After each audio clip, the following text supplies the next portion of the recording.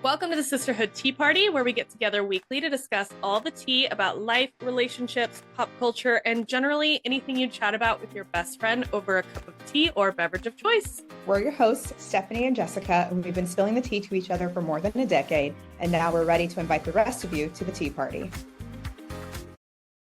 Hey friends, welcome to today's episode of the Sisterhood Tea Party podcast. I'm Jessica. And I'm Stephanie. Today we're talking about the highs, lows, and everything in between when it comes to single life versus married adventures. Yes, but before we dive in, let's catch up on what's been top of mind for us this week.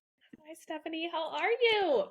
Hey girl, I'm good. How are you? I am, hanging in there, living life. What has been going on for you? I feel that. Right now I've been kind of reflecting. I mean, we're 23 days into the new year, right?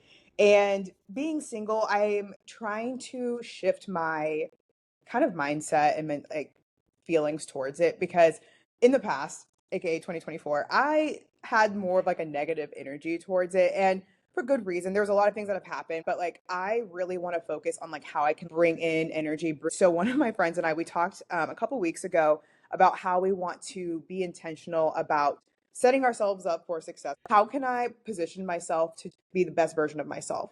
And that I have to start with the work with me. So checking in with each other every single month. We're planning to just kind of see how we can have newer experiences, how we can just put ourselves out there more to, see how things go. Definitely. Well, I'm excited for you and what you're framing as positive energy. Yes, girl. What about you? Yeah, so for me, top of mind, I will say this past week and the past several weeks have been really, really hard for me, honestly. My dog Bo has been really, really sick, and he is like our child, and he's been in and out of the hospital, and luckily he's doing really, really good right now, but like it literally changes every day, so you just never know. And I think the thing I've been reflecting on with all of this is my marriage and my partnership with my husband, because it has been one of the hardest things I think I've ever had to go through, and I can't imagine not doing that with him.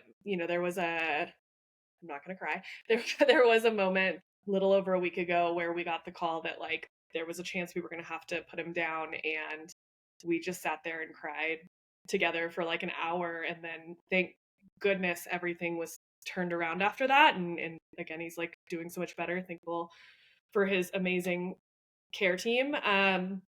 But like I was just thinking like I couldn't imagine going through this alone, and so I think for me top of mind has just been like, wow, we've had amazing great times, and we're going to talk about all the good things and stuff too, but like I just think sometimes about like there's a lot of grief I'm still going to experience in life, that we all are, as we get older, and um I'm really grateful to have a partner that's going to be there with me through it, because it was really a tough couple weeks. But like I said, he's both doing really, really, really well right now. So we're staying very positive about it.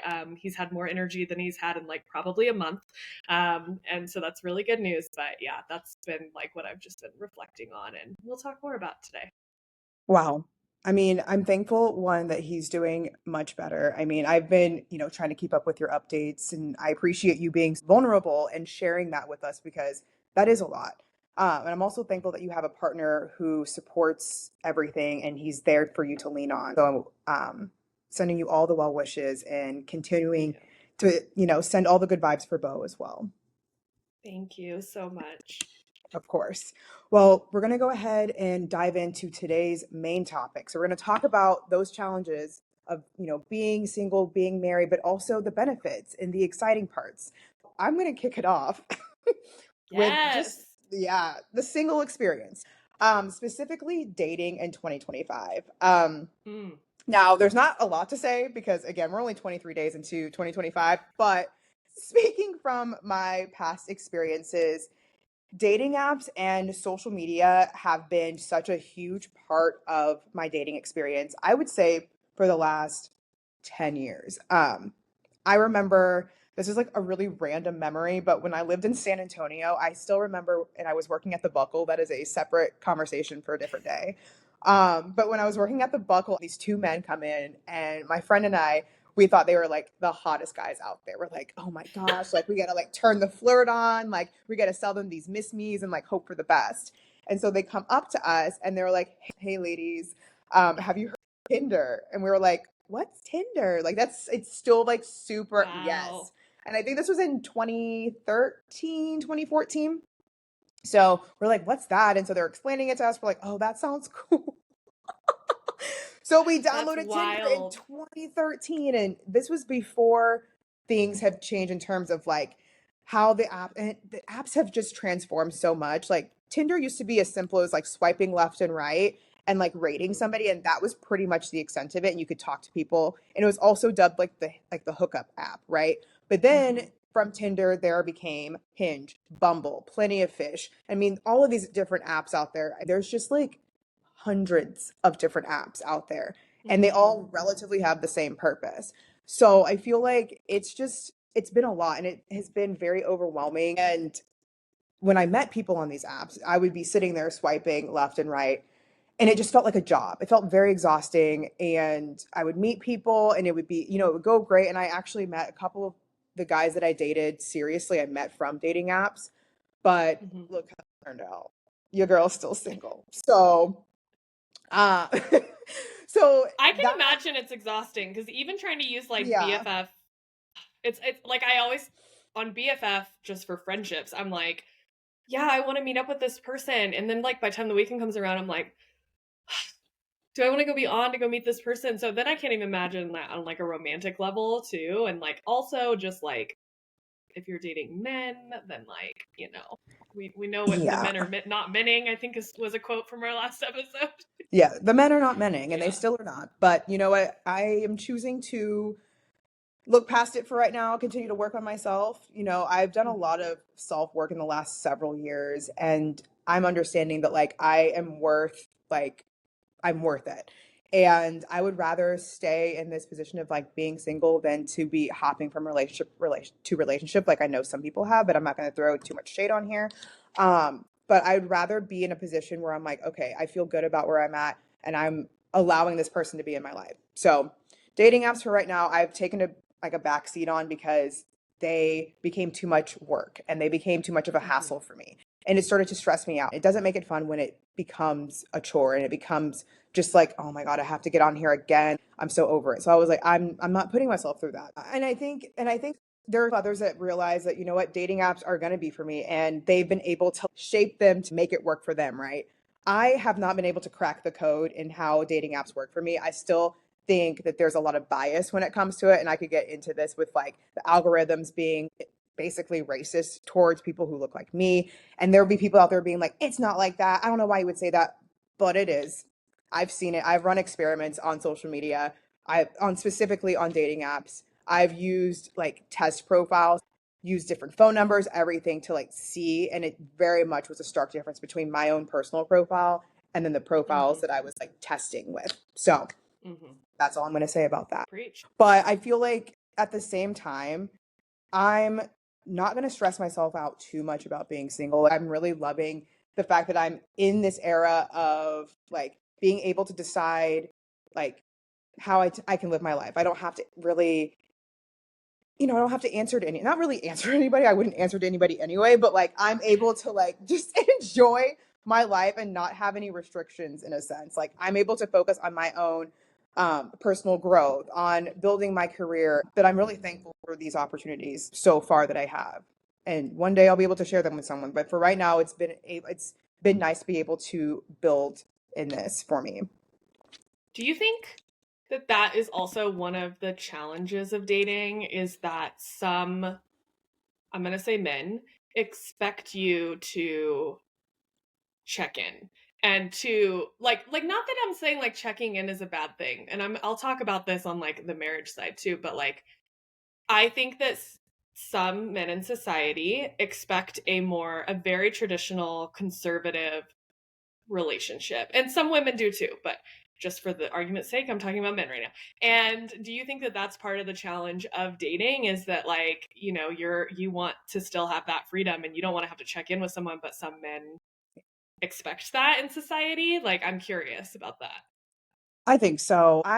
don't mind sharing like information about, this is me checking in, like sharing my location. But when it gets to be a point where you're stalking me, where you're asking me like, where are you? Why are you not doing this? That no, that's a problem. I have an issue. But it's just if it's just for Exactly. general like checking in, like, hey, I want to make sure you're safe. I want to make sure you made it to whatever destination. That's completely fine. I think when it comes to dating, yes, and some men will like indicate that on their profile that they're looking for someone who's like more traditional, family values, all these things. I'm just like, okay, like I'm an independent woman. I really don't need you.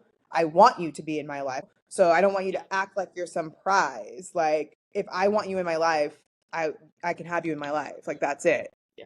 Yeah. So Yeah. And I ask that because I see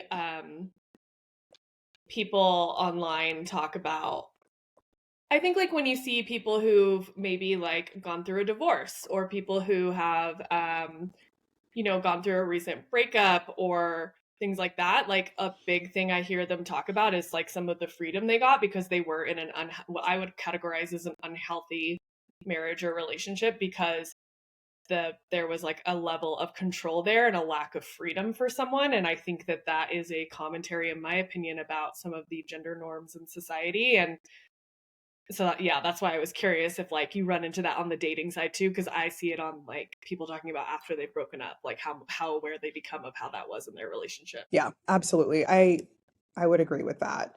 Thankfully, that's a position that I have not experienced very much, but I have known people in a similar situation who have dated people who were like that, who felt very like confined and restricted, and when they came out, they were like, "Oh, I have this is a whole new world." Yeah. So I would agree, but I Yeah. feel like with single life, it offers plenty of opportunities for self exploration and freedom, but and I think you would agree with this, marriage brings its own unique experiences. Mm. Yes. Yes, it does.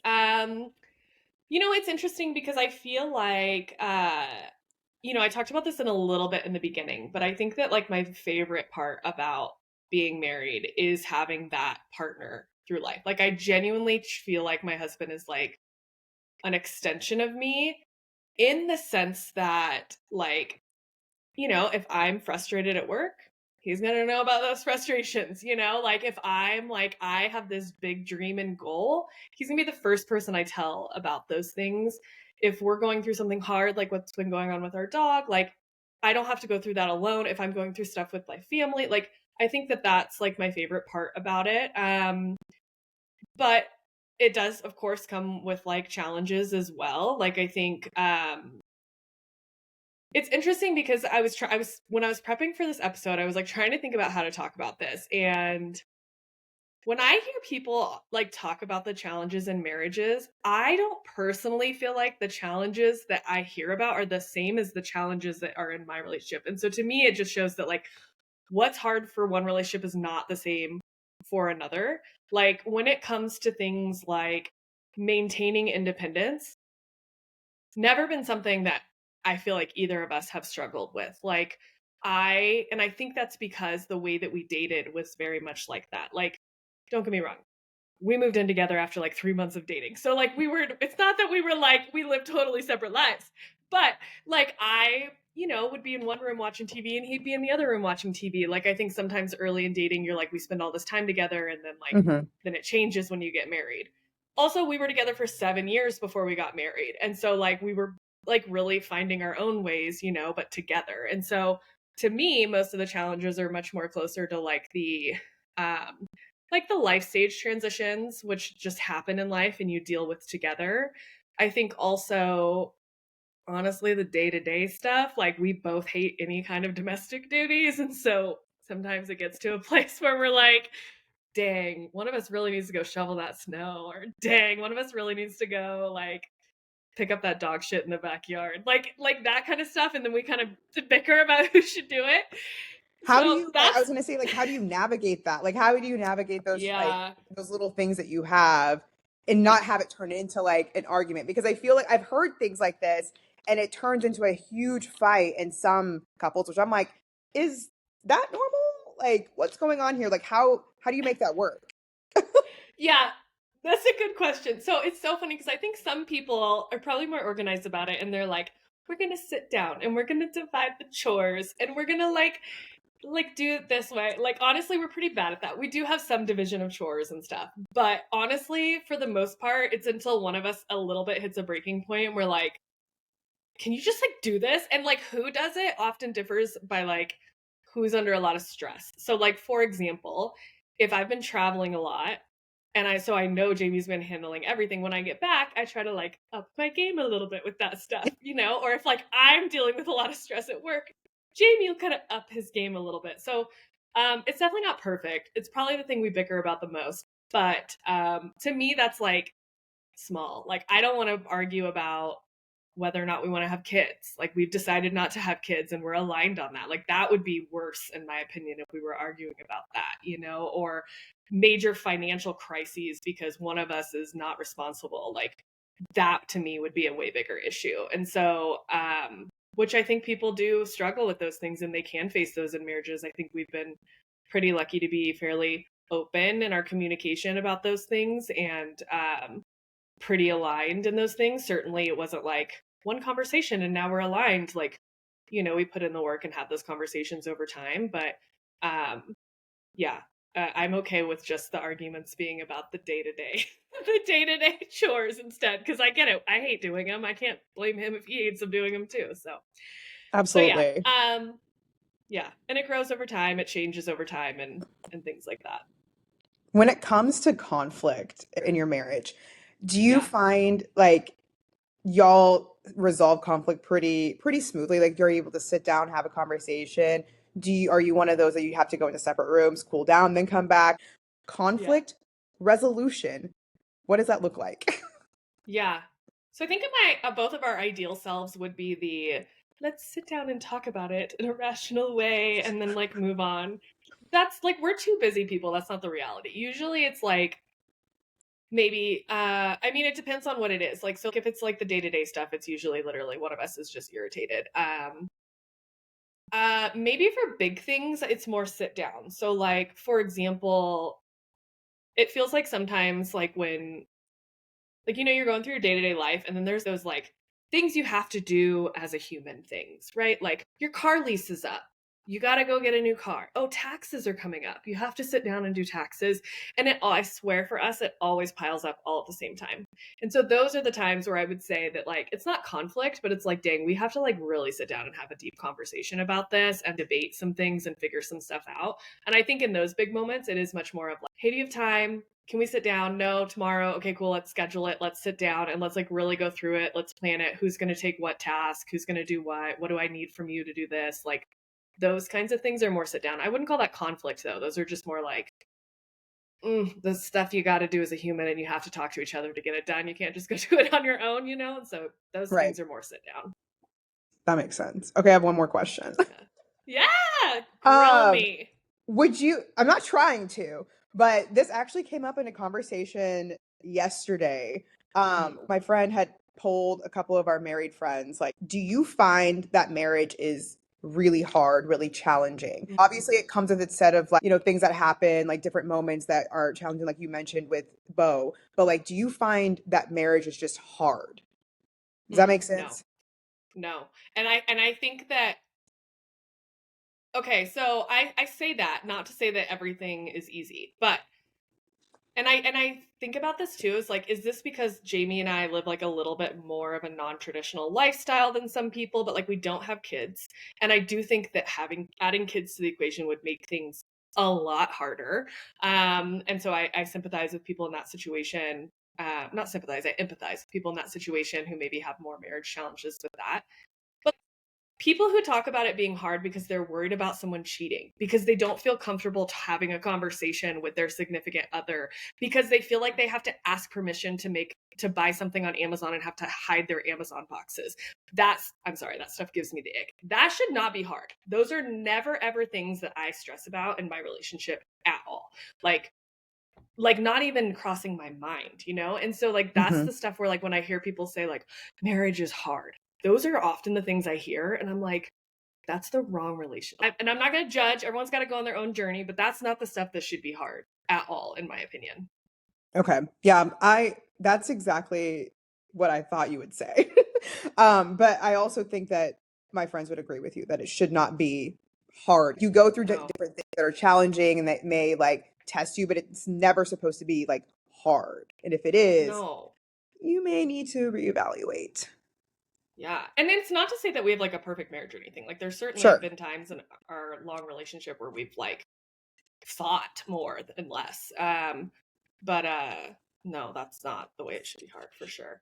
But yeah, I mean, no matter your relationship status, like both single life and marriage, it comes with adventures of its own on both sides. It really does. For me being single, I just take great joy knowing that I can just pack a bag and bounce at any moment. You know Yes. what I mean? If I'm like, I want to go out of town, I want to go visit my family, I want to go just on a random solo trip, I just type in, put in that PTO and go. You know what I Yes. mean? And I love that. I love being able to just kind of like leave on a whim. I don't have children to like worry about. Like it's truly me, myself, and I here. I don't really have to tie up any loose ends, if you will, before I go. I can just go. It has also given me the opportunity over the last several years to kind of figure out things that I love to do and like figure out my, hobbies and passions, like spin. I'm coming up on 5 years in the next couple weeks. I looked and I That's was so like, wild. 5 years of teaching spin. Okay. But I've been part of cycling for like probably 7 or 8 years now. And I think Mhm. about the way that I started, it's a journey. And I've come to really love teaching and being a part of it. And now I have an opportunity to train new instructors, like being able to evolve from being an instructor who didn't think she could make it past 45 minutes of a class to now training others to be up there in front of people is wild. Um, and I'm just, yeah, I'm so I'm proud excited. of you. I still remember when you were like, "I'm gonna become a spin instructor," and we're like, "Yes!" I remember COVID taking your Instagram class. Like, I Yeah. remember. I'm so proud of you. The Instagram class. Oh my gosh. Instagram took that down, but it's okay. They did. They did. They said it was copyright, which probably because of The sound. Ugh, the that's sounds. But I remember that, yeah, I recorded a class and uploaded it to Instagram because I had like you and a couple other friends that were like, hey, I have a bike at home. Let me take one of your classes. I just was like, I feel very popular right now. But popular. anyway, but like it's right. And it's also given me the opportunity to be really flexible in my social life and also in my career, being able to have opportunities to join organizations that are here, meet new people, be a part of something greater than myself has been one of my favorite parts of enjoying my single status in a sense. And I've also been able to grow in my career, being able to take those chances and Hmm. move from one area of my company to another without any experience and to be able to thrive in that part. And I'm only going up from Mhm. here. You know what I mean? This is not the end. There's so much Yeah. more out there for me, and I know that I can achieve that. And I want to be able to take all of that in before I have a partner to settle down with. But I know I can do all of that once I have a partner, but I'm trying to do as much as I can right now. Yeah. So, Absolutely. I love that. I do think that like going back to like the challenges before I talk about marriage adventures, I do think that one of the challenges is doing some of that external stuff because um as I want to, part of it is I'm lazy, but honestly, sometimes I'm like, man, or I could just like go watch the TV show with my husband at home, you know? And so I do think that there is a trade-off of that for sure. So I think that's awesome. I think for me on the flip side for the marriage stuff that I love, even though I said, oh, some of the things we argue is the day to day, it's actually the day to day stuff I also love the most. Like, some of the things that we do, we've done this like our entire relationship where we create movie and TV brackets. So we'll have like four genres, and then we each pick two movies from each genre, and it goes into a bracket. And then we watch all the trailers for all of the movies on YouTube, and then they go head to head, and we decide together. Or sometimes we'll play rock paper scissors if we can't agree until we find the one movie that we're gonna watch. And like that kind of stuff is just so fun. And we've just like literally done that forever. Or like planning for holidays. Halloween is my season, so we're doing like haunted houses and like decorating the house. And then Christmas is like his season. And so we're like, again, decorating the house, going all out, watching Christmas movies, watching Halloween movies. Like that's the stuff that's like honestly the most fun to me about it is like I said it, I'm like he's my best friend. He's like an extension of me. So like that's the stuff that I love, love, love the most. It's always an adventure. But it's just like a home adventure, which is great. Yeah, that sounds like so much fun. I'm sitting here like all smiley and shit, like, I want a man to do stuff like that. But I It's also want a man to so carry fun. groceries to the third floor. So like, I don't know. I mean, well, we get our groceries delivered, so It's true.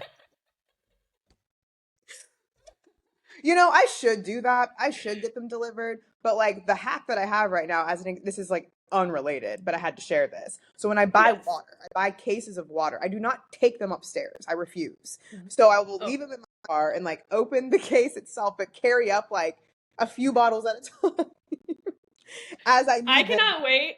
I'm gonna get a text from you one day, and you're gonna be like, Jessica, he carried the water bottles upstairs for me. I'm in love. 100%. It's done. It's done. It's Off the done. market. It's done. I am marrying that man. He carried everything upstairs. So it's done. Men take notes. I love that so much.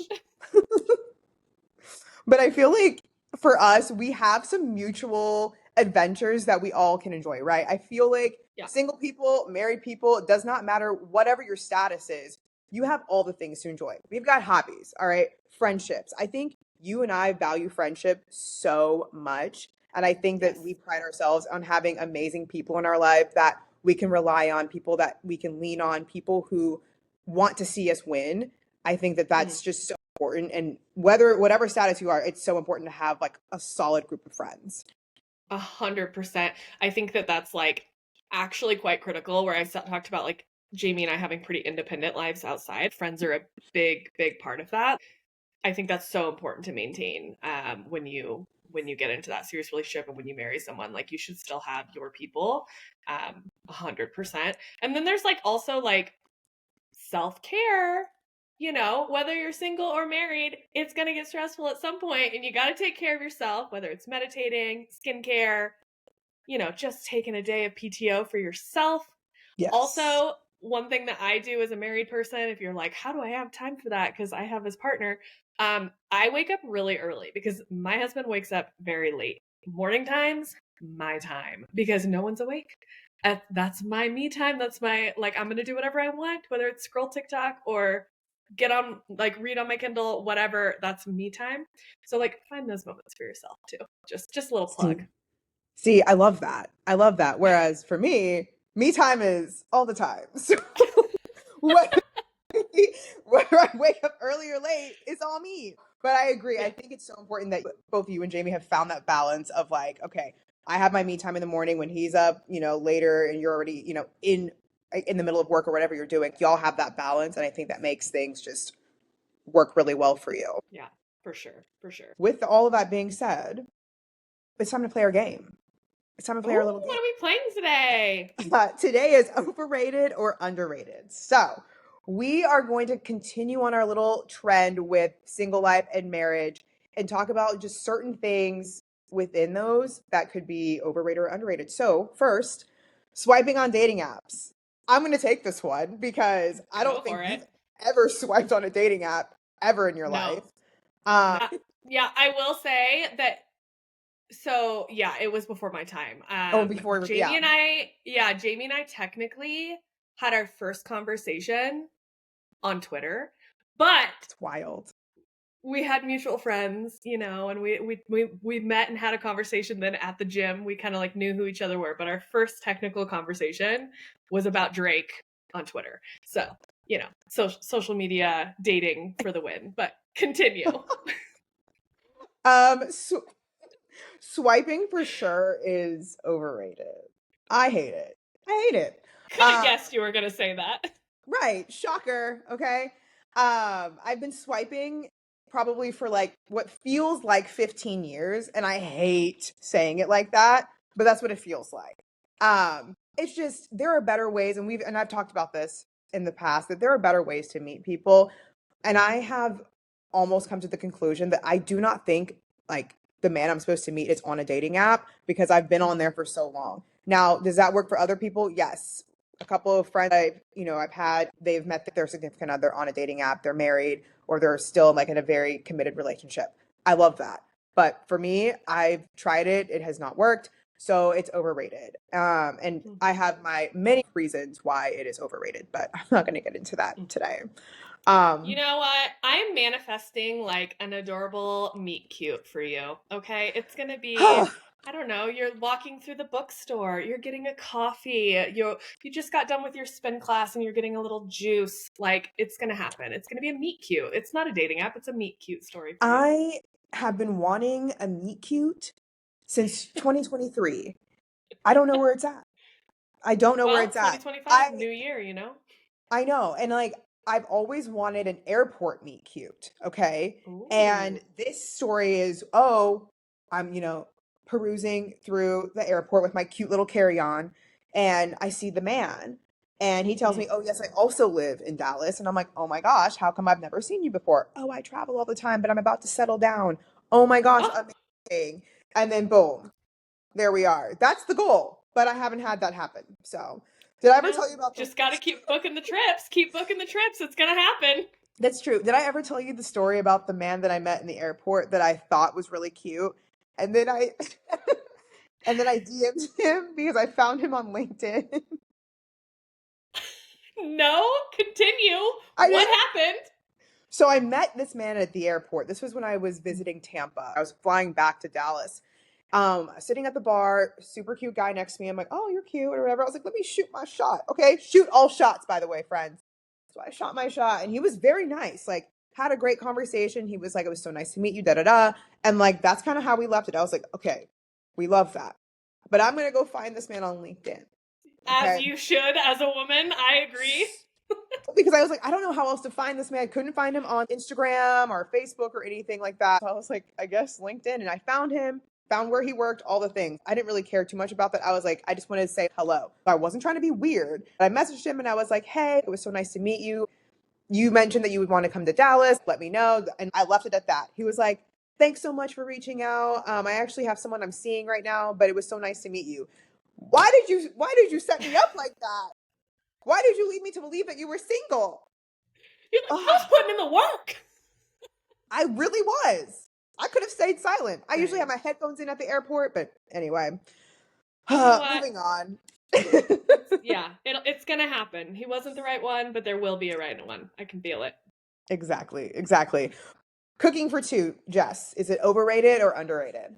Major overrated. 100% overrated. My husband and I rarely ever eat the same thing. Like, okay, it's not as bad as it used to be. It used to be like you order from your place and I order from my place. Sometimes we can finally agree and order from the same place, but if we're cooking at home, we're not cooking together like ever. Like he definitely eats pretty plain seasoned food as my sweet little white man does, and I like a little bit more flavor to my food and sauce to my food, so I've seen your we spice don't eat the cabinet. same thing. Oh yeah, I got some spices in there. I'm not a very good cook, but if I'm gonna cook, I'm gonna put spice in it, Right. or sauce. So yeah, overrated. We like really don't cook together at all. Wow. I Yeah. don't know why I didn't realize that. That's why I was like, you said over. I was like, oh. What about you? Do you think it's overrated, underrated? I think it's appropriately rated. I think I Mm, again my in my head this whole idea of like, oh, it'd be so cute to cook together. I'm like having this whole like mm. fantasy of what this would look like, but in reality, I would probably annoy the shit out of me. But in my head, I'm like, oh, that would be super cute to cook together or cook the same meal, be able to share it together. So I don't know. I thought it'd be cute, but you're Yeah. telling me that's what I it is. mean, So okay, if you like the same kind of food, that could be the vibe. But like we just don't like right. the same kind of food. I will say we took a really cute cooking class in Italy on our honeymoon, and that was really fun and really cute. We also for Valentine's Day last year we made what are they called? Like truffles together at home, and that was Ooh. like a cute little thing. But Okay, like the day love to that. day, yeah, day to day was Okay, fine. I love that. Cool. All right, friend. I already know your answer to this is solo traveling. Overrated, way under underrated. way underrated, way Uh-huh. underrated. I love to solo travel. My husband and I still travel together. I just mentioned we went to Italy. We've done a lot of trips over the years, but I like to travel more than he likes to travel. So like we do our travel together, maybe on like a yearly, bi-yearly basis, and then I'm taking like 6 more trips by myself. So that's where I'm at. I'm gonna guess you're also gonna say underrated. Underrated. And this is, I do mostly domestic travel, but a lot of my travel also, it splits between my own personal travel, but also work travel.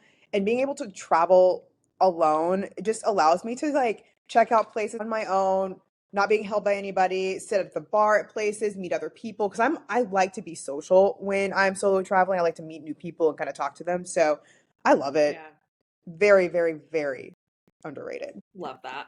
Love Mhm. that. Okay, the last one. Elaborate wedding planning. Is it Mm. overrated or underrated? You tell You me know, first.